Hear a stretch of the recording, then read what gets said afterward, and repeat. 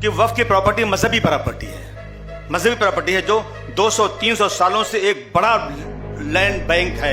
ये 9 लाख एकड़ जमीन कोई चोरी और डाका डाल के नहीं दी गई है। ये 9 लाख जमीन लोगों ने अपनी वक्फ बोर्ड को दिया है, जो साहिब हैसियत थे। जमीन दरगाह, मस्जिद, यतीम खाना, मुसाफिर खाने के नाम पर दी गई हैं। इस बिल में यह खतरा सबसे बड़ा है कि वक्फ बोर्ड को रबर स्टैंप बनाना चाहती है सरकार।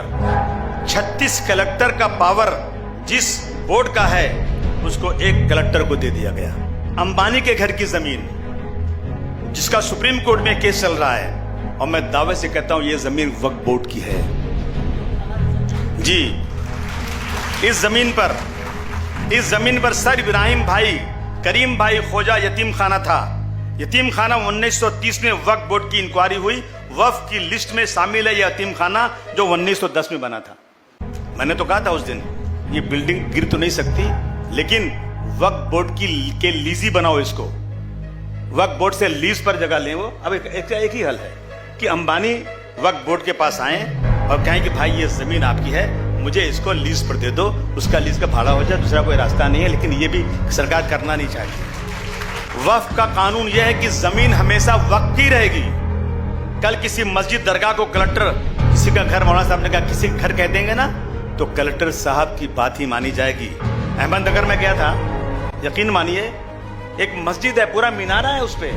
मैंने पार्लियामेंट में उठाया था, आज तक चिल्ला रहा हूं, अभी तक कुछ हुआ नहीं है। पूरा मीनारा है, उस मस्जिद में पुलिस स्टेशन चल रहा है, बगल में मस्जिद में कलेक्टर ऑफिस चल रहा है, सरकारी दफ्तर चल रहे हैं। जब कलेक्टर को यह फैसला करना होगा तो ये उसको वक्फ बोर्ड को मानेगा नहीं, ये कहेगा कि ये जगह किसी और की है। कलेक्टर राज में लंगड़ा लूला वक्फ बोर्ड बनने वाला है।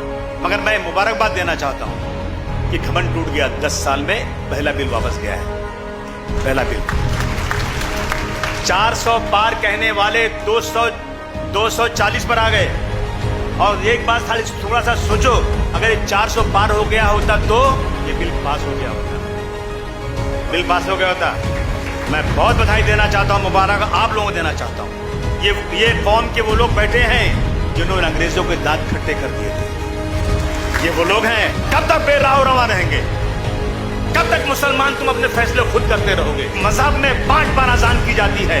आओ बगल में खड़े हो जाओ, आओ जगह मत छोड़ना, कंधे से कंधा मिलाकर खड़े हो जाओ। सबसे ज्यादा मुसलमान में इंतशार।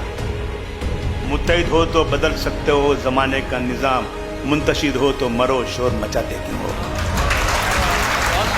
मौलाना अरशद बद्री साहब को मैसेज दीजिए, जमात इस्लामी, जमीयतुल उलमा, जितनी देश की जमातें जमा कीजिए, उनको किसी सियासी लीडर को मत लीजिएगा, ये अपने मकसद को पूरा करेंगे। सिर्फ उनको लीजिए जो रियल में मुल्क और कौम के लिए जीना और मरना चाहते हैं। उलमाओं ने जब आजादी की लड़ाई लड़ी थी तो क्या अपने फायदे के लिए लड़ी थी? जब दिल्ली से लेकर अमृतसर के दोनों सड़कों पर जितने दरख्त थे इनको शहीद करके इनकी लाशों को लटका दिया गया था, तो क्या अपने फायदे के लिए किया था? आगे आइए, कौम को बचाइए, और इंशाअल्लाह ये जमीन अल्लाह की है।